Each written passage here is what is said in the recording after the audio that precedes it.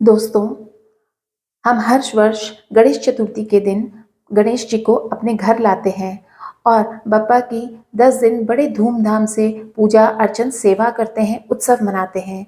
पर इस सब में हमसे कई बार कुछ त्रुटियां हो जाती हैं, तो हमें क्या सावधानी बरतनी चाहिए? आइए इसके बारे में आज हम पंडित जी से जानकारी लेते हैं। हरिओम। ओम श्री गणेशाय नमः। दोस्तों, आज हम आपके साथ आने वाली गणेश चतुर्थी पर श्री गणपति महाराज जी की स्थापना, पूजा और विसर्जन के विषय में कुछ विचार विमर्श करेंगे और आपको उसमें होने वाली सुविधा असुविधा के लिए कुछ अवगत कराएंगे। हमें इसमें क्या सावधानी रखनी चाहिए और कैसे करनी चाहिए, ये सारी विधियों का यथासंभव परिचय कराने का प्रयास करेंगे। तो जब हम गणेश जी की स्थापना करते हैं तो स्थापना में सर्वप्रथम हम मूर्ति खरीदने जाते हैं। मूर्ति खरीदने में हमें क्या सावधानी रखनी चाहिए, इसमें देखना चाहिए कि हमारी जो गणेश जी की मूर्ति है वो इको फ्रेंडली है, शुद्ध मिट्टी से बनी होनी चाहिए। प्लास्टर ऑफ पेरिस यानी किसी केमिकल से मूर्ति न हो, मिट्टी की मूर्ति की ही पूजा करनी चाहिए। और फिर मूर्ति में चतुर्भुज श्री गणेश जी में उनके अस्त्र शस्त्र सभी कुछ होने चाहिए, जैसे पास है, अंकुश है, वरदहस्त है और एक हाथ में मोदक अवश्य होना चाहिए। गणेश जी का वाहन मूषक राज, चूहा भी होना चाहिए तथा गणेश जी के चरण पृथ्वी को स्पर्श करते हुए होने चाहिए। अब गणेश जी का जो वस्त्र होगा वो किस तरह का, किस रंग का होगा, इस पर विचार कर लेते हैं। गणेश जी को पीले वस्त्र बहुत अधिक प्रिय है, तो पीले या लाल रंग के ही वस्त्र गणेश जी को पहना है। काले सफ़ेद, काले और एकदम सफ़ेद वस्त्र भगवान गणेश जी को नहीं पहनाना चाहिए। अब गणेश जी को जो हम ले आए हैं, मूर्ति ले आए हैं घर में या अपने व्यापारिक स्थल पर, तो उन्हें किस दिशा में स्थापित करना चाहिए। सबसे अच्छी दिशा ईशान कोण मानी जाती है। पूर्व और उत्तर दिशा का जो कोना है उस दिशा को सबसे सुंदर माना गया है। फिर हम पूर्व दिशा में भी स्थापित कर सकते हैं, पश्चिम दिशा में भी स्थापित कर सकते हैं। ये शुभ दिशा है गणेश जी महाराज की स्थापित करने की। अब बात आती है पूजा की सामग्री। स्थापना में यदि आप षोडशोपचार पूजन करते हैं तो सारी सामग्री आपके पास षोडशों प्रकार की होनी चाहिए, 16 प्रकार की, और नहीं तो पंचोपचार या यथालब्धोपचार जो आपके पास उपलब्ध है उससे कर सकते हैं। प्रमुख सामग्री में एक चौकी होनी चाहिए लकड़ी की, जिस पर गणेश जी स्थापित होंगे, और उस चौकी पर बिछाने के लिए लाल वस्त्र, भगवान गणेश जी की प्रतिमा, एक कलश, कलश पर रखने के लिए नारियल, पंचामृत, एक अखंड दीपक और चावल, रोली, अक्षत, चंदन, पुष्प, धूप, दीप और भोग के लिए नैवेद्य फल और पुष्प, यज्ञोपवीत इत्यादि की सामग्री होनी चाहिए।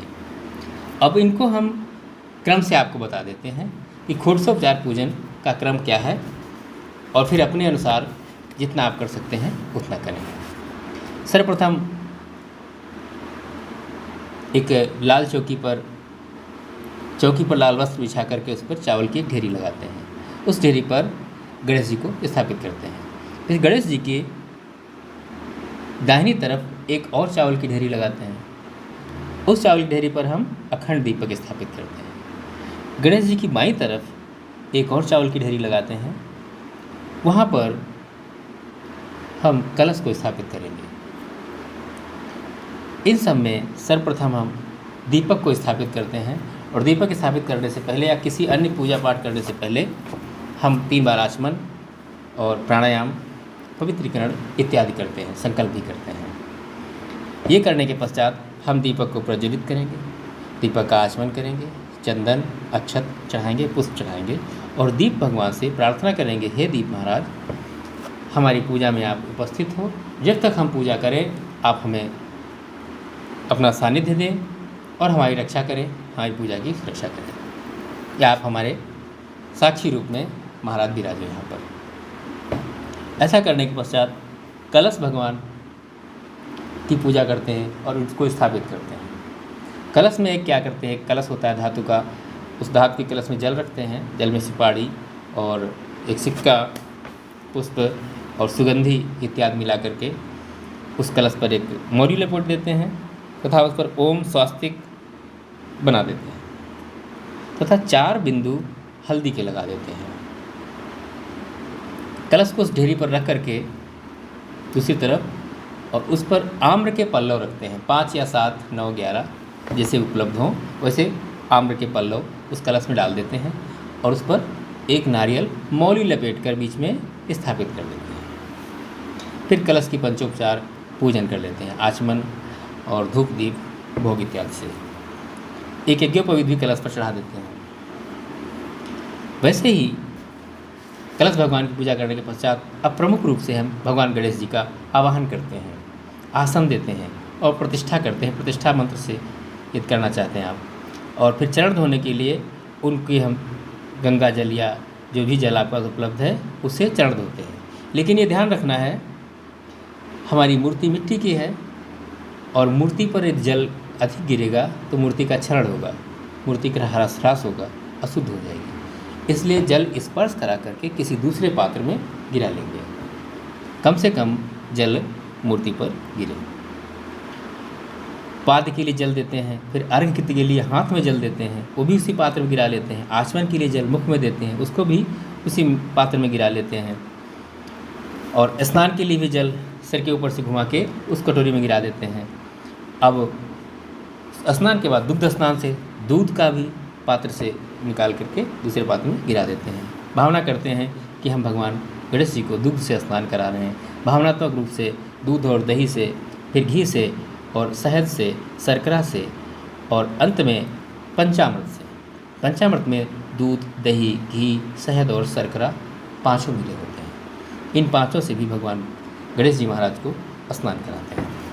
पश्चात जल में चंदन घोल करके उस गंधोदक से भी भगवान भोलेनाथ को, भगवान गणेश जी महाराज को स्नान कराते हैं। स्नान कराने में थोड़ा स्पर्श कर जाए बाकी सब उस पात्र में गिरा देते हैं। पश्चात शुद्धोदक, शुद्ध जल से स्नान कराते हैं। फिर वस्त्र पहनाते हैं। यदि आप वस्त्र नहीं लाए हैं तो आपके पास कलावा है, कलावा का एक टुकड़ा तोड़कर वस्त्र की तरह उनको पहना देते हैं। उसके पश्चात यज्ञोपवीत पहनाते हैं, यज्ञोपवीत धारण करवाते हैं। यज्ञोपवीत पर चंदन, रोली, सिंदूर और अक्षत से भगवान गणेश जी का पूजन करते हैं, उन्हें बढ़िया सुसज्जित करते हैं। फिर पुष्प चढ़ाते हैं और पुष्पमाला उनको पहनाते हैं। पुष्पमाला के पश्चात भगवान गणेश जी को बिल्वपत्र बहुत प्रिय है, बिल्वपत्र भी चढ़ाते हैं उनको। और उसके पश्चात दूर्वा, दूब घास होती है एक, वो दूर्वा घास भगवान को चढ़ाते हैं। फिर समीपत्र भी चढ़ाते हैं, अमीर गुलाल चढ़ाते हैं और जो आभूषण आप लाए हैं वो आभूषण भी भगवान को अर्पित करते हैं। पश्चात भगवान को धूप दिखाते हैं, धूप जला के धूप देते हैं और दीप दिखा करके दीप दिखाते हैं। दीप के पश्चात हाथ धो करके भगवान को भोग लगाते हैं। भोग में मोदक होने चाहिए, अवश्य होने चाहिए, मोदक ही प्रिय है। 21-51 जैसे आप मोदक चढ़ा सकते हैं वैसे आप चढ़ाएँ और अन्य भी निष्ठान हो। उसके बाद 3 बार आचमन कराते हैं, भगवान से प्रार्थना करते हैं, भगवान भोग ग्रहण करो और हम सब पर कृपा करो, हमारे पाप क्षमा करो। भोग के पश्चात, नैवेद्य के पश्चात ऋतु फल चढ़ाते हैं। कम से कम 5 फल भगवान गणेश जी महाराज को चढ़ाते हैं, जो आपके उस समय मौसम के अनुसार, आपकी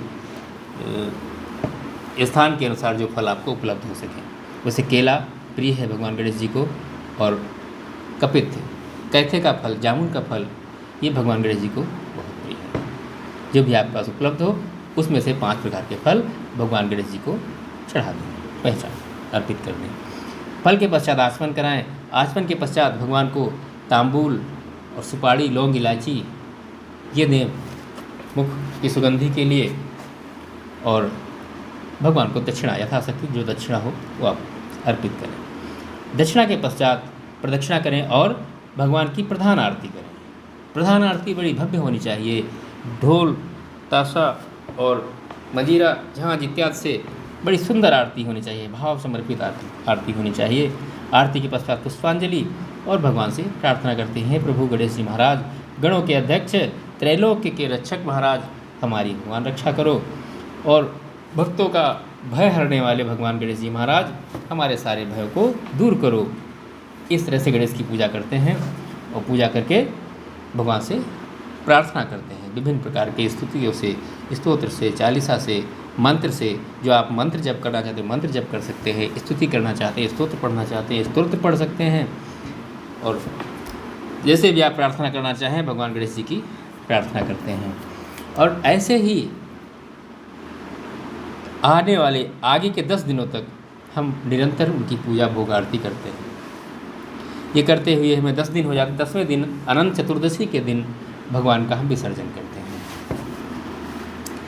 विसर्जन करने में ध्यान रखते हैं कि विसर्जन से पहले खोटसो प्रकार या जैसे पूजा आपने प्रारंभ में की थी वैसे यथाशक्ति पूजा करते हैं, भोग आरती करते हैं, स्तुति पाठ प्रार्थना करते हैं।